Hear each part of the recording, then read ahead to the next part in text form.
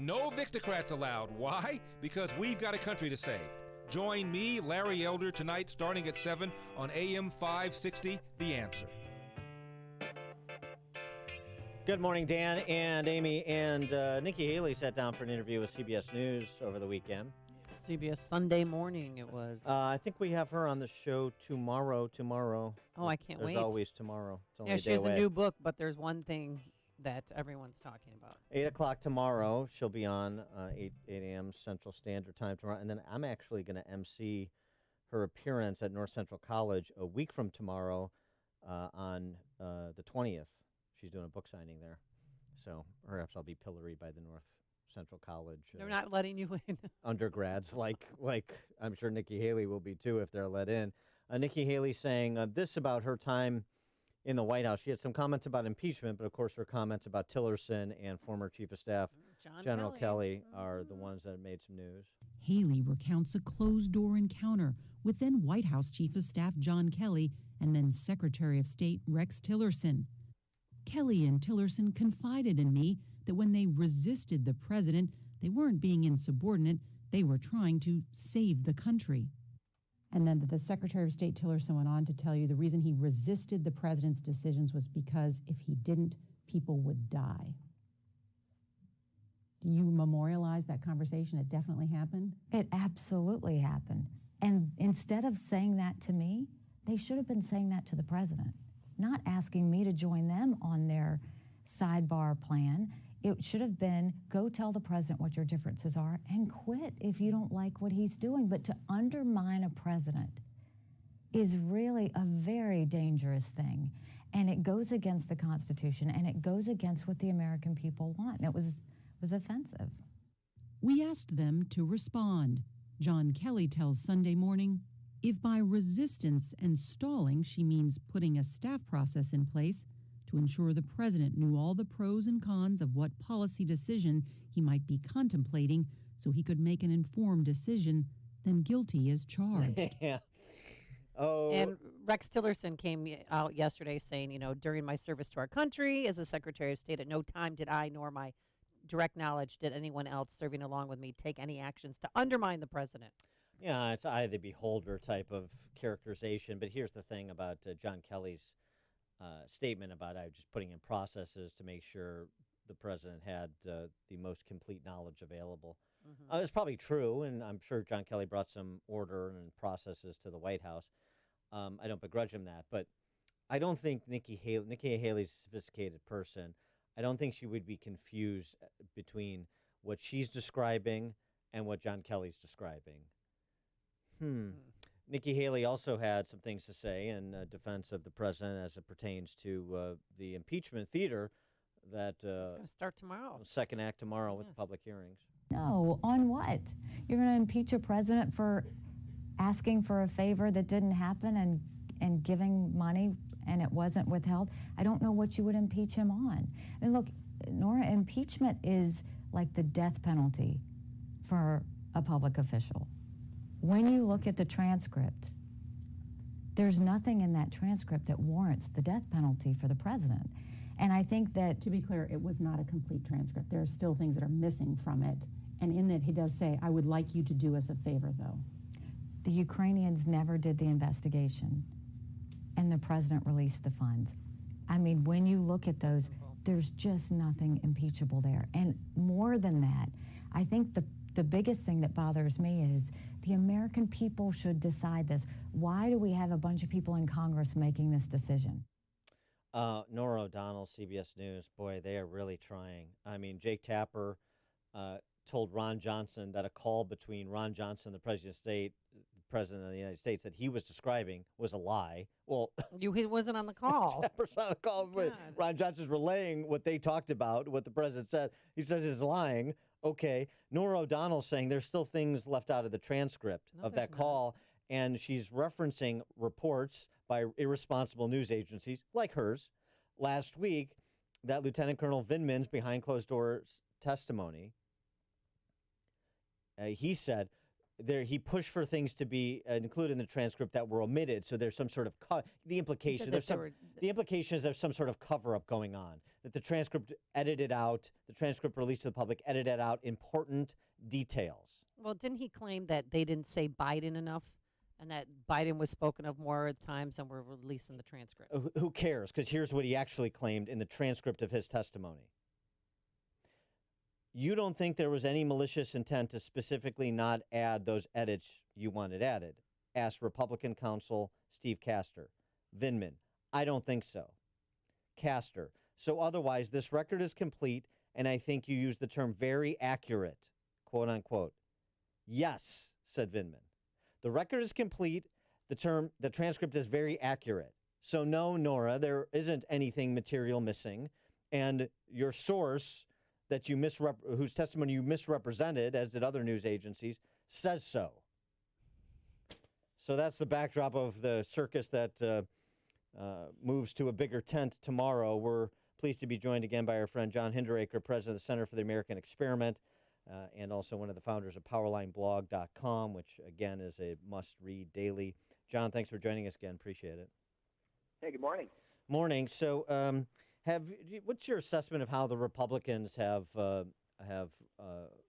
played this leading up to tomorrow with the announcement of the witnesses they would like to call, that they should be allowed to call, because of course they can only suggest witnesses, and then Adam Schiff and his Star Chamber will decide whether or not they will actually appear or not, but or be subpoenaed to appear or not. But the Republicans, in terms of the jujitsu moves, saying Hunter Biden, Joe Biden, Adam Schiff, the whistleblower, pressing on the ability to call witnesses and question them in a way that they weren't allowed to behind closed doors. Have they played this about right in terms of making sure the American people understand that the process has been stilted to this juncture?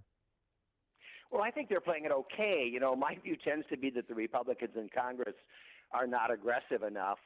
That's true about 99% of the time, in my view.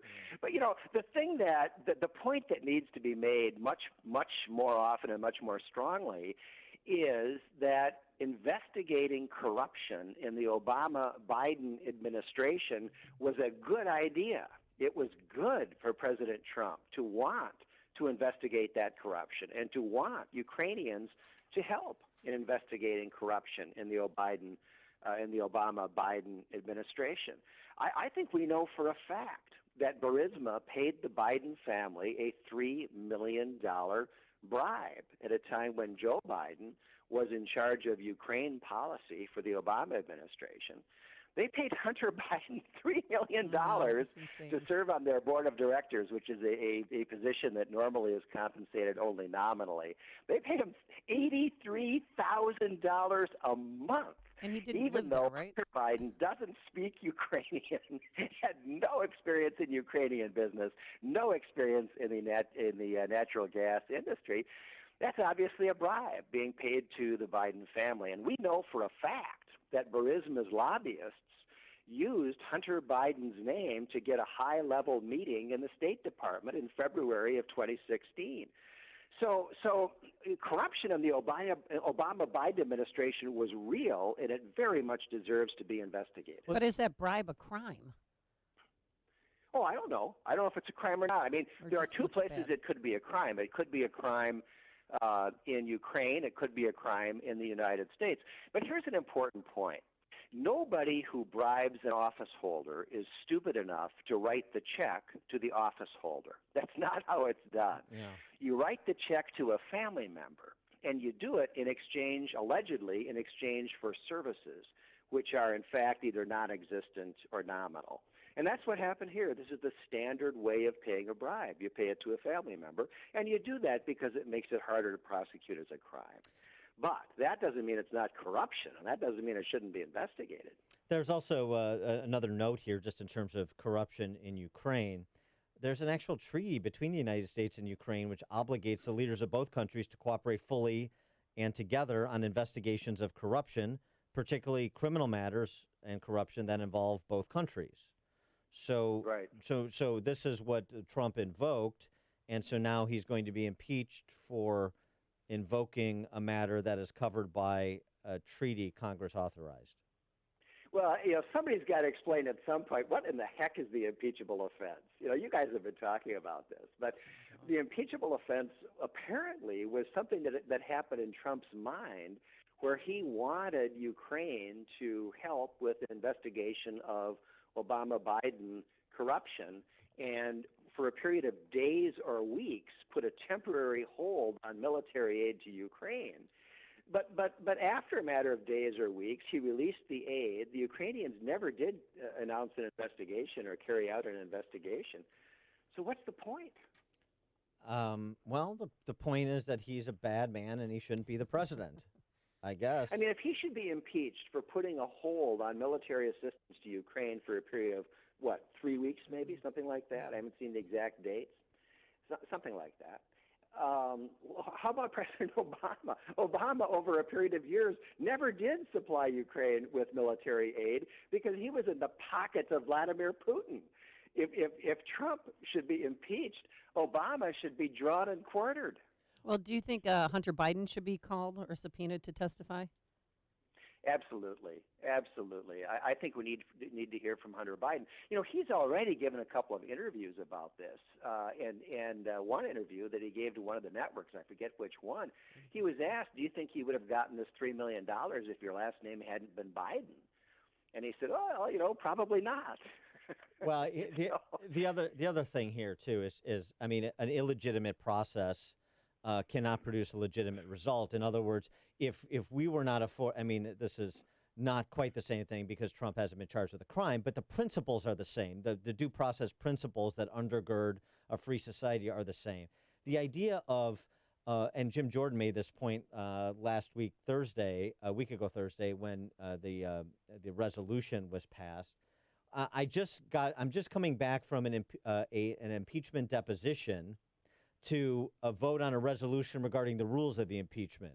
Don't we sort of have that backwards? We're running ahead to get to the conclusion that Adam Schiff wants, and then we're going to backtrack and set up the rules that give it the air of legitimacy. Eric Swalwell was on Face the Nation this weekend, and one of the rationales Schiff and the Democrats have given for doing it behind closed doors first, well, because we don't want witnesses to coordinate their testimony. We don't want them to know what was done. Well, so then they leak on purpose, right? And then secondly, Swalwell says, for the most part, witnesses haven't been able to coordinate testimony. For the most part, this is an officer of the court. This guy is a local prosecutor in California. For the most part, this is how the grand jury proceeding went. Is that how you would do it in a court of law? Of course not. He'd be laughed out of court.